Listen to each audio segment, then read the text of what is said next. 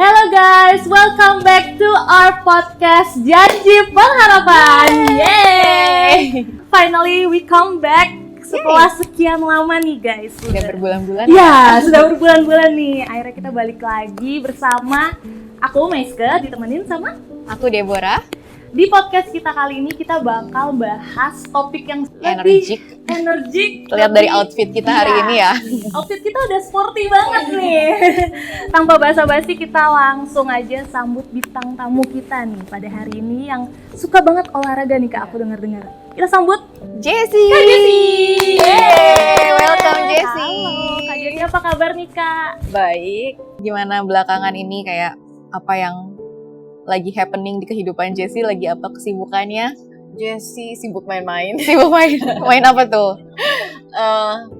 Sibuk ngapain ya? Enggak sih, belakangan ini aku bersyukur banget kayak di tengah-tengah semua ini kayak aku ada kesempatan untuk menemani om, tante ke dokter waktu kemarin ini minggu lalu. Jadi kayak dengan apapun kondisinya, dan aku bersyukur aku masih bisa menjadi berkat untuk saudara dan teman-teman. That's great. Menemani ke dokter. Kalau teman-teman yang di sini baru kenal Jessie, tapi mungkin kita sering ngeliat kayaknya Jessie sering banget tampilannya tuh pakai pakaian olahraga, kemana-mana pakai baju olahraga. Berarti Jessie sesuka itu sama olahraga atau outfitnya aja? Oke, outfit itu emang yang paling nyaman buat aku. Jadi kayak bebas mau bergerak-gerak, loncat-loncat atau ngapa-ngapain. Tapi aku memang suka olahraga. Oke. Paling Bisa suka di-spill gak olahraga apa tuh biasa? Sebenarnya beda-beda, tergantung musimnya. Jadi ada saatnya aku suka lari, terus aku ke triathlon. Ada saatnya aku suka, kalau sekarang aku suka berenang. Berenang indah. Iya. Wow. Harus indah, kalau nggak indah? Harus indah dan effortless. Tapi dari semuanya itu yang paling favorit yang mana? Atau Kalau tergantung? kalau saat ini aku paling suka berenang. Tapi ada satu olahraga yang buat aku kayak nggak pernah menemukan itu dan belajar itu di olahraga lainnya adalah tentang jet ski. Dimana waktu aku belajar jet ski itu aku belajar mengenai ombak. Yang aku sangat suka tentang olahraga itu karena itu cuma melatih aku untuk fokus, dan bukan hanya itu, kayak kalau dari jet ski yang kemarin aku latihan, bukan hanya berlatih saja, tapi setiap ombak yang aku hadapi, aku harus merespon itu dan balik lagi menjaga keseimbangan dengan indah. Enggak dengan indah sih. Iya. Yang penting bisa. jaga keseimbangan. Yang penting gak jatuh. Tapi intinya olahraga jet ski itu yang aku rasakan, yang aku bisa pelajari dan aku bisa praktekkan di kehidupan aku sekarang, itu adalah dimana hidup itu harus kita hanya berhadapan dengan ombak yang setiap kali ombaknya berbeda, tapi harus kita hadapi dan responi, dimana lalu menjaga keseimbangan lagi supaya tidak jatuh dan balik lagi dan diulang lagi. Itulah kehidupan kan sebenarnya. Kayak pattern yang diulang lagi, balik lagi, jaga keseimbangan lagi supaya tidak jatuh, terus bangun. Kalaupun jatuh pun ya bangun lagi, terus hadapi lagi, dan it's on repeat. Wow, sangat filosofi sekali ya. Dari latihan jet ski sampai ternyata ya betul di kehidupan kita juga banyak ketemu ombak-ombak itu.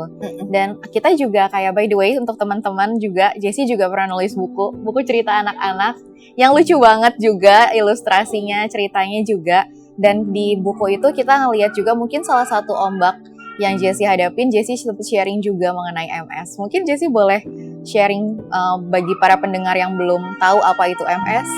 MS itu sebenarnya kondisi autoimun yang menyerang ke syaraf. Kalau mau lebih lanjut lagi harus lebih baik kayaknya tuh dari dokter dan atau bisa di Google juga. Tapi pada simpelnya itu adalah kondisi autoimun yang menyerang ke syaraf. Oke.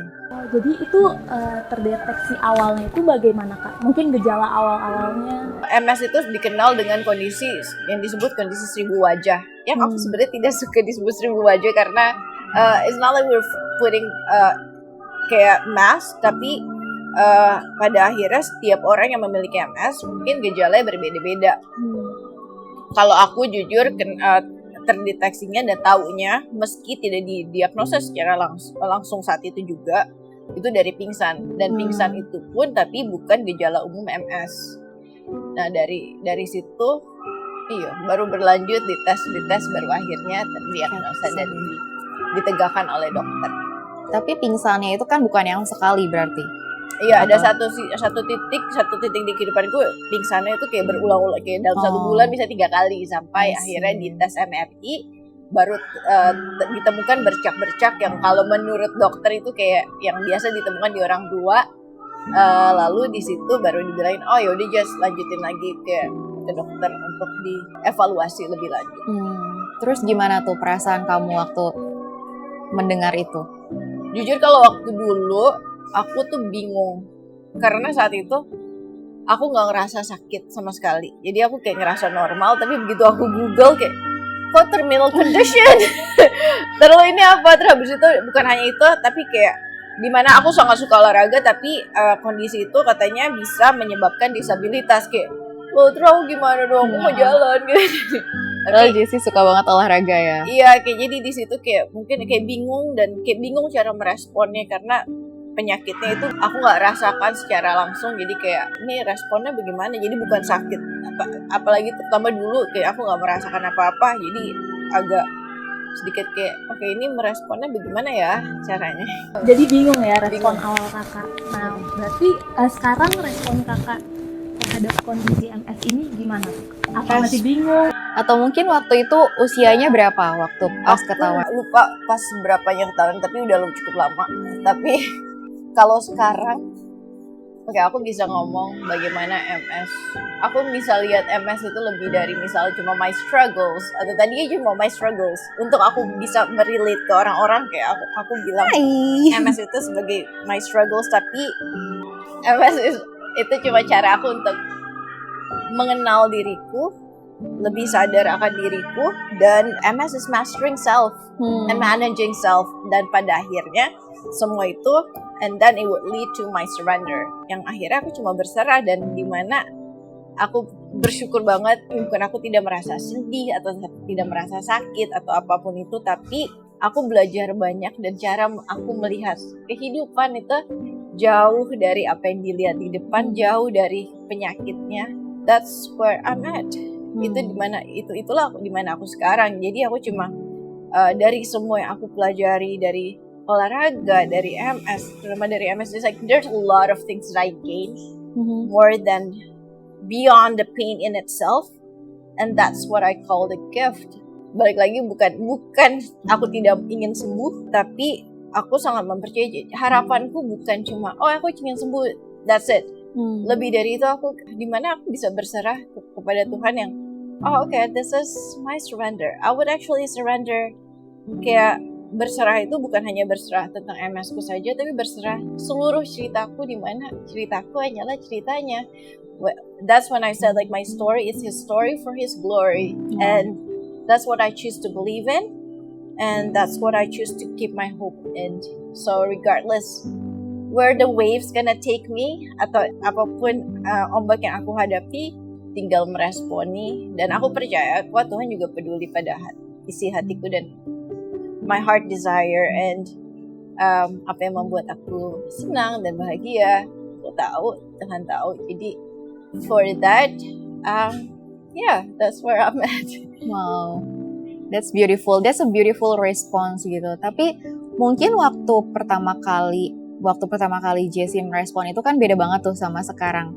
Dan kita juga sering ketemu sama Jessie juga, kayaknya kita selalu ketemu Jessie always smiling, kayak you always smiling, like gimana caranya gitu kayak Jessie bisa mendapatkan sumber energi itu, gimana caranya Jessie bisa terus mendapatkan that kind of joy yang kamu terus bisa bagikan ke orang-orang. Kalau ngomong dari 4G itu, 4G itu adalah gratitude, greed, grace, and gift. Yang sebenarnya dimulai dari grace, which I got a lot of grace dari banyak banget yang aku merasa dikasihi, dan dari situ aku tidak akan pernah habis rasa untuk bersyukur. Jadi kayak itu bukan sesuatu yang kayak harus berurutan gitu, tapi I receive a lot of grace that I always have reasons to be grateful for. Contoh, waktu Desember pas Natal, aku harus di rumah sakit. Tapi entah mengapa, it was January. Tapi Desember juga. Jadi agak. Tapi kalau January ini contoh konkret, di mana waktu Januari aku ke rumah sakit dan aku ditemani oleh Dev dan Desi. Di sana kayak aku tiba-tiba kita bisa, waktu kalian membantuku mendekorasi kamar, itu kan sesuatu yang I receive, itu yang aku terima duluan sebelum aku melakukan apa-apa. So I receive a lot of grace. Dan dari situ I never had no reason not to be grateful for. Pasti aja ada alasan untuk aku bersyukur dan mensyukuri. Jadi kayak nggak pernah habis. It's just you live in abundance like of grace. Like okay, there's more and more. Jadi nggak ada alasan begitu. Jadi balik lagi kayak nggak mungkin, bukan MS nggak bikin aku sedih dan sakit. Of course I would be sad when I had to spend my Christmas in a hospital sendirian, gak sendirian. Ternyata banyak suster, perawat-perawat. Jadi gak sendiri. Jadi gak sendirian juga. Tapi maksudnya aku tidak bisa merayakan Natal bersama keluarga atau teman-teman. Emang berbeda, tapi mensyukuri perbedaan itulah yang membuat jadi hidupku ada ceritanya juga. Dan ceritanya itu kalau aku bisa meresponi dengan indah, ya there's always something to be grateful for, that I'm surrounded with kind people. Wow. You always find a beauty in everything. Pasti ada. Pasti ada. Jadi pasti ada, karena balik lagi yang tadi aku bilang, kayak Tuhan peduli kok, Tuhan gak ingin aku sedih, dan aku mempercayai itu sampai to the bottom of my heart, that aku tahu kayak nggak akan aku ditinggalkan sedih terus. Untuk apa, just for nothing. Jadi kayak di situ aku percaya kayak I believe that He cares. He loves me so much that I can be special. Yeah, you're special. Kakak juga sempat singgung nih Kak yang soal harapan Kakak untuk sembuh. Nah tapi ada nggak sih Kak kayak Kakak pernah merasa, oh kayaknya aku putus harapan deh gitu, atau tiba-tiba kayak Tuhan langsung menguatkan Kakak gitu dengan kondisi MS ini? Seperti yang tadi aku bilang, kayak aku selalu terima itu, harapan itu selalu balik lagi, ada lagi. Jadi kayak nggak pernah habis. Itu yang membuat terus ada dan selalu terisi terus. Jadi kayak nggak ada alasan aku untuk kayak nggak ada, selalu ada. Entah makanya jadi aku selalu suka kayak yaudah hari ini supernatural surprises aku apa ya, kayak I love that. Supernatural surprise. Pasti ada. Aku nggak pernah dikasih kayak kosong dan gak ada apa-apa untuk mempunyai harapan. Dan harapan aku adalah cuma mendengar apa yang Tuhan ingin aku lakukan untuk kehendaknya terjadi dalam hidupku. Itu menjadi harapanku yang utama, meresponi patuh dan taat dengan apa yang aku dikasih tahu untuk lakukan. Ya aku cuma melakukan. Dari situ kan selalu ada fokus, kenapa itu, ya lakukan aja apa yang dikasih tahu dan lakukan. As simple as that. That's makes my life so much easier, and that makes me still be here and smile. Jadi kayak itu ya, sumber pengharapannya Jessie itu dari mendengarkan apa yang Tuhan mau untuk Jessie lakukan dan lakukan. Dan saat kita taat, di situ kita di recharge lagi, kita di refresh lagi juga dari situ. Dan bukan berarti sempurna, disiplin itu harus ada, tapi desire, hasrat itu akan ada dari dalam yang aku pun gak bisa jelaskan. Bukan hasrat untuk membaca Alkitab, hasrat untuk worship atau apapun itu dari secara alam, yang dari dalam aja keluar. Kayak it's not, kayak bukan effort, usaha yang dengan keras untuk dikejar terus. Karena memang itu jadi kebutuhan kita juga. Iya, kayak makan gitu, kayak just like, oh okay, aku pengen banget gitu, kayak I just feel like it gitu, like, I don't know why. That's the gift from God. Yang pastinya kita semua juga dapetin itu ya. Tapi mungkin tadi yang aku dapetin dari Jessie itu kayak Jessie itu fokus untuk mendengarkan. Mungkin beberapa dari kita juga kayak mungkin kita pastinya semuanya kita mendengarkan itu, tapi terkadang karena kita nggak fokus, kita ke distract dengan hal-hal yang lain. Terkadang bahkan mungkin kita mengabaikan suara Tuhan itu gitu. Dan kita belajar banget dari Jessie kayak gimana dapetin that kind of joy, kayak kita bisa selalu smile everywhere karena ternyata itu rahasianya. Nggak selalu sih. Ada juga waktu-waktunya ya. Berarti kita belum terlalu sering ketemu ya. Karena ada kayak kondisi juga nih Kak, di umur-umur aku sekarang ini tuh melihat suatu kondisi tidak bersyukur gitu. Jadi lebih, aduh sedih nih, aduh ini ya. Tadi bener kata Kak Jessie, pasti ya kita nggak bisa bohong juga, pasti kita ada sedih, ada putus asa. Tapi balik lagi, ya itu kita denger apa kata Tuhan, terus kita obey juga gitu ya Kak. Itu bisa jadi pelajaran juga untuk teman-teman semua yang ada di sini. Kita bisa belajar banyak banget nih dari Kak Jessie. Betul ya Kak? Betul. Dan rasanya kita nggak cuma belajar kayak, maksudnya aku pun belajar dari kalian, kita semua itu dimana yang aku selalu bilang kayak komunitas itu penting, komunitas yang saling mendukung itu juga sangat penting karena kita belajar dari satu sama lain. Dan aku selalu merasa Tuhan berbicara pada kita melalui banyak orang, melalui event, melalui kondisi, situasi, semuanya berbeda-beda yang di situ kita belajar dan bertumbuh kan. Tapi pertama yang dilakukan adalah waktu kita bisa menerima diri kita, oh ini loh yang terjadi. Meski pas saat gagal pun kita juga bisa menerima, bisa memaafkan diri sendiri, bisa memberikan grace pada diri sendiri, karena grace itu mula-mulanya di mana itu yang kita terima tanpa kita melakukan apapun. That's grace. That I receive a lot of grace. We receive a lot of grace from everything that around us. And waktu kita fokus ke sana, then we need to give grace to ourselves when we make mistake, when we fall. Di situ baru balik lagi ke G yang kedua adalah grit. Baru bisa bangun lagi dan balik lagi melakukan. Kalau misalnya kita ketemu dengan orang-orang, kayak pasti akan ada momen-momen dimana kayak kita susah untuk bersyukur gitu kan, kayak padahal kita selalu ada yang kita bisa syukuri gitu kan, tapi saat kita sulit untuk bersyukur, mungkin apakah Jessie juga pernah ngalamin gitu, kayak ada momen dimana aku susah banget nih mau bersyukur gitu, kayak padahal semuanya ada, kayak semua yang kita butuhkan ada gitu, tapi kayak somehow kita feel empty. Have you ever feel that? Banyak banget alasan yang aku bisa syukuri, banyak banget alasan yang aku bisa kayak complain, dan itu semuanya legit banget kan. Kayak misalnya aku Natal di rumah sakit, ya pasti banyak alasan untuk kita. Tapi aku yang banget waktu aku masuk rumah sakit, aku bilang ke dokter, itu memang dekat Natal. Dan aku pertama kali aku bilang ke dokternya, kalau bisa aku mau pulang sebelum Natal ya. Terus habis itu ceritanya berbeda, tidak sesuai dengan ekspektasi aku. Ternyata aku harus merayakan Natal di rumah sakit. Dan waktu respon pertama aku sedih.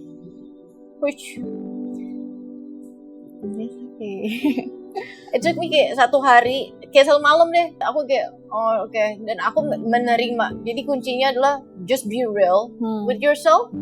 Ya aku menerima, aku sedih, aku ingat banget waktu suster perawat masuk dan aku nangis sendirian. Tapi begitu aku menerima dan refocus lagi, di situ baru entah mengapa aku menghubungi sahabatku, kayak aku akan di sini di rumah sakit. Aku ingin sekali punya pohon Natal di kamarku. Lalu dalam 1 hari semuanya terjadi dan itu merubah suasana hatiku. Itu yang aku percaya, aku bisa merubah suasana hatiku. Kondisinya memang nggak bisa berubah, tapi bukan berarti aku tidak pernah merasa sedih waktu aku kayak situasinya tidak sesuai harapanku. Dan aku memberikan aku ruang untuk merasa sedih dulu dan menerima dan benar-benar just be real. Be real with myself and accept it. Then, what's next? Apa yang bisa aku lakukan dari kondisi ini ya? Dari sini baru balik lagi dan pohon Natalnya ada di rumah sakit. Dan yang tadinya kayak aku tadi juga belajar, yang tadi Jessie sempat bilang juga kan, it's about mastering self gitu. Karena kita bukan berarti kita harus mastering this life, kita harus menguasai semuanya, tapi karena kayak tadi kan hal-hal yang di luar dari kontrol kita, berarti ya caranya meskipun sulit, pastinya akan ada momen-momen yang sulit, tapi kita belajar untuk menerima, dan itu bagian proses dari kita untuk kita pulih lagi dan bangkit lagi dari itu semua. Iya, setelah itu ya jangan takut untuk meminta bantuan. Dimana I reach out to friends, aku menghubungi sahabatku untuk membantuku dan aku percaya tuh waktu Tuhan memberikan kita sesuatu, kayak kita dibilang kayak He's not gonna give us beyond our capacity, right? Dan aku memang bukan hanya mempercayai, aku sangat menghidupi kata-katanya. Dimana Tuhan akan memberikan apapun yang Jessie butuhkan setiap hari, Apapun itu.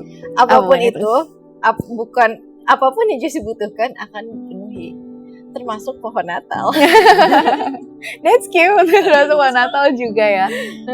Iya, dan aku juga tadi kayak kayak ngelihatnya kayak saat kayak semuanya itu udah betul-betul kayak kita serahin ke Tuhan gitu kan. Kayak kita ya kembali lagi gitu bahwa it's my surrender, kayak MS tadi juga kan, kayak dari mastering self and my surrender, dan kita selebihnya kita serahkan ke Tuhan, semua yang beyond of our control itu tadi.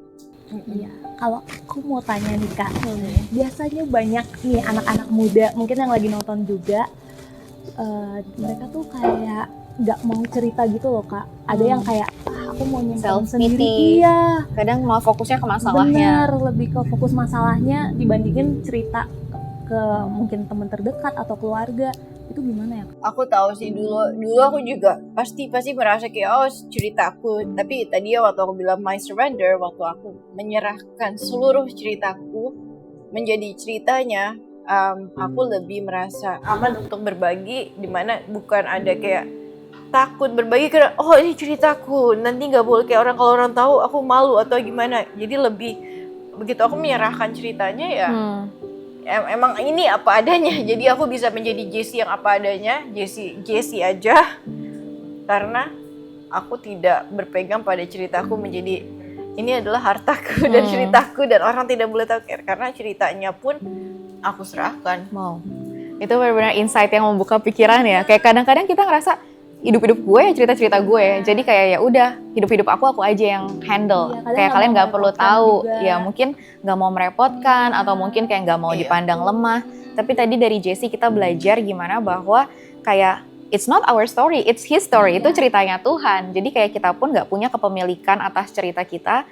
Saat kita menganggap bahwa hidup kita bukan milik kita, berarti kita pun kayak bisa membagikan itu. Kayak apa yang kita lakukan sekarang, kita membagikan cerita ini ke orang-orang, dan tentunya juga kita izinkan Tuhan bekerja melalui orang lain juga dengan kita membagikan itu. Iya, dan itu akan menjadi sangat indah dan effortless, itu dimana aku sendiri pun penasaran ceritanya jadi kayak gimana ceritaku. Kita aja belum tahu ya. Aku juga tidak tahu, dan aku pengen tahu kalau aku ikutin Tuhan seluruhnya, kayak I just walk in obedience, what my story gonna be like.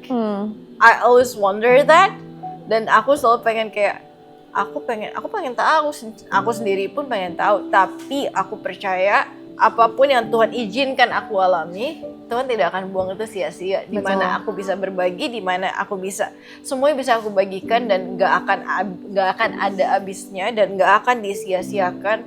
Satu momen Jessie nangis pun, even one tear, nggak akan disia-siakan dan tidak menjadi apa-apa.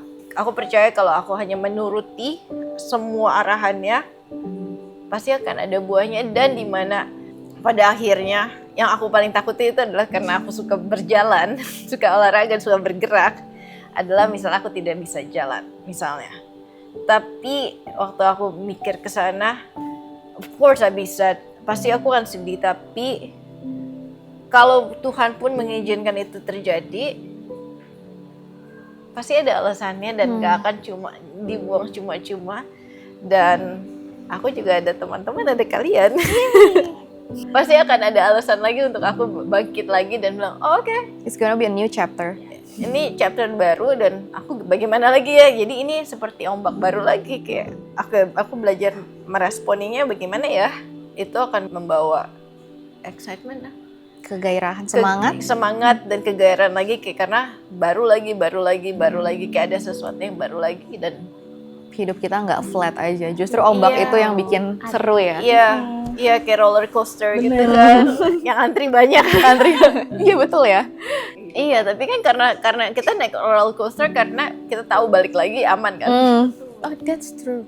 That's good. Balik lagi aman kan. Jadi kayak mau diputer-puter sebenarnya kita bakal antri tetap karena aman. Balik lagi. Karena dengan rasa aman itu dari Tuhan. Lebih diingatkan lagi sih Kak, gitu dari pengalaman Kak Jessie ini, aku juga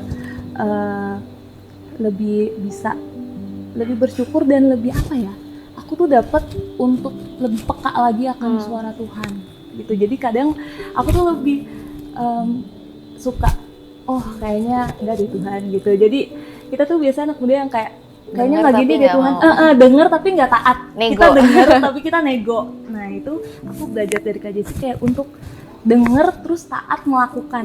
Nah itu yang masih sulit banget, tapi aku juga masih belajar dan aku juga mau ngajak kita semua untuk lebih peka lagi akan suara Tuhan dan kita taat, kita bisa melakukan juga setiap perintah Tuhan, setiap yang firman Tuhan katakan. Ya, dan aku juga belajar, kalau dari aku mungkin poin yang aku dapetin itu tadi itu, bahwa hidupku itu bukan cerita aku nggak punya kepemilikan atas hidup aku. Jadi kayak untuk ya itu, bahkan kita menghubungi orang-orang di sekeliling kita, kita tidak merasa diri kita paling hebat, kita bisa mengatasi semuanya sendiri, dan kita juga nggak jadi kayak mengasihani diri kayak aku yang paling menderita di dunia ini gitu, kayak biasanya kan drama ya kalau anak-anak muda itu kayak kita yang paling menderita, padahal sebenarnya enggak, semua manusia juga punya penderitaannya masing-masing, punya struggle-nya masing-masing. Tapi gimana kita menghadapi itu bersama-sama dengan komunitas juga, dan di situ justru saat kita sharing itu ke orang, kayak kadang-kadang tuh kita dapat solusi yang nggak pernah kepikiran sama kita, dan pengharapan itu tuh Tuhan taruh juga lewat orang. Kayak Tuhan kan nggak menggelegar dari geledek tiba-tiba Tuhan bicara gitu, tapi Tuhan bicara juga lewat orang-orang di sekeliling kita. Mungkin dari Jessi ada lagi yang mau disampaikan? Ada pesan-pesan nih dari Kak Jessi untuk mungkin anak-anak muda, podcast, pendengar kita. Well, apa ya? Kamu, you are enough. Kamu cukup aja. Dan aku percaya hati yang gembira adalah obat yang manjur pada akhirnya. Dan hati yang gembira itu dimulai dengan hati yang bersyukur. Dan percaya deh, setiap hari kalau kita bisa pikirkan pasti ada hal yang bisa kita syukuri. Kita bisa praktis kayak setiap hari ada 3 hal, bahkan lebih dari 1 kalau kita bisa syukuri. Tapi tergantung kita mau fokusnya kemana. Waktu kita fokus ke rasa syukur, dan di situ all the magic happens. Yeah. All the supernatural surprises happen. Meski supernatural surprises bukan selalu kayak sesuai harapan kita, karena kan kejutan kan. Tapi selalu memberikan di hidup kita ada ruang untuk kejutan-kejutan yang supranatural dari Tuhan. Itu akan memberikan ruang untuk Tuhan bekerja, dan kita lihat we can be amazed of our own story when we let Him work. Yeah, that's good. Dan itu juga about supernatural surprises. Aku juga belajar banget mengenai itu. Waktu itu aku lagi di momen dimana aku sangat controlling banget orangnya kan. Aku mau semua scheduleku tertata, semua masa depanku aku tahu aku mau kemana.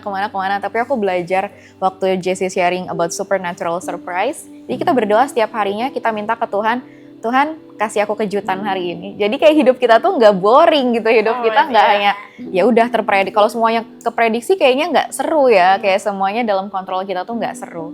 Jadi kita minta juga kejutan-kejutan dari Tuhan, pastinya yang seru. Iya, jadi setiap hari ada pengharapan. Oke, ada apa yang baru ya? Apa yang baru ya? Jadi kayak ada selalu new experience setiap harinya ya.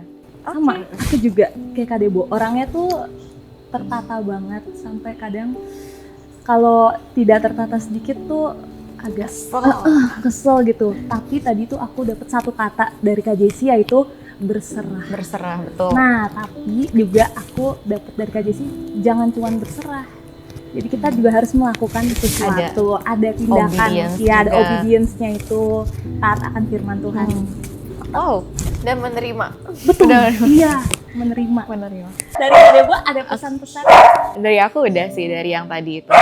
Mungkin tadi juga kalau ada yang lihat kita tadi mungkin di awal-awal Jessi kayak sibuk ngapain gitu kan, terus aku juga sibuk ngapain, Keke juga sibuk ngapain. Dari tadi itu kita nge-sketch, kita membuat sketch juga dari tadi, dan ini biasanya hal yang dilakukan Jessi juga sama teman-temannya, kayak sketch ini gitu. Di sini aku baru sadar, tadi aku cuma baca remains, ternyata pas aku lihat it's a hope remains, kayak selalu ada pengharapan dalam Tuhan gitu kan. Dan mungkin kayak kalau misalnya kita kayak yang tadi aku dapetin juga waktu kita bikin sketch ini gitu kan, mungkin kayak Jessi kayak yang sangat rapi, tertata, terus aku kayak lika-liku gitu kan, terus tiba-tiba di antara goresan-goresan itu udah warnanya pink, tiba-tiba nanti dipindahin lagi ke Keke, tiba-tiba ada garis yang kok ini kayak gini sih, nggak sesuai gitu. Jadi kayak aku ngelihatnya mungkin ini kayak kehidupan kita gitu, yang tadi itu kita yang mungkin kita pasti punya ekspektasi masing-masing kan. Kita expect aku pengennya lengkungan gitu, kok tiba-tiba ada garis yang kasar sih di sini gitu. Tapi that's how life gitu. Karena kalau misalnya semuanya kita seperti itu, kayak bayang gak sih kalau kehidupan kita dari awal kehidupan kita sampai akhir kehidupan kita tetap kayak monoton, maka kita nggak akan bertumbuh juga gitu. Dan kayak saat ada hal lain yang masuk ke kehidupan kita, kembali kita menerima itu sebagai satu karya keseluruhan yang utuh gitu kan. Dan mungkin kalau Jessie atau Keke sendiri ada jadinya respon, ada respon yang Kalau aku ini seperti melihat ini. roller coaster.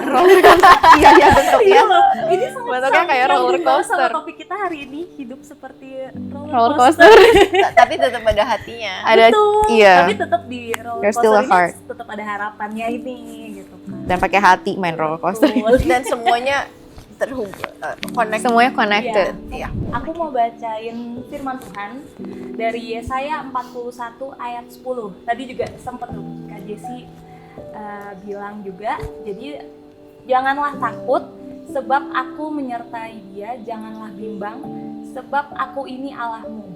Aku akan meneguhkan, bahkan akan menolong engkau. Aku akan memegang tangan kananku yang membawa kemenangan.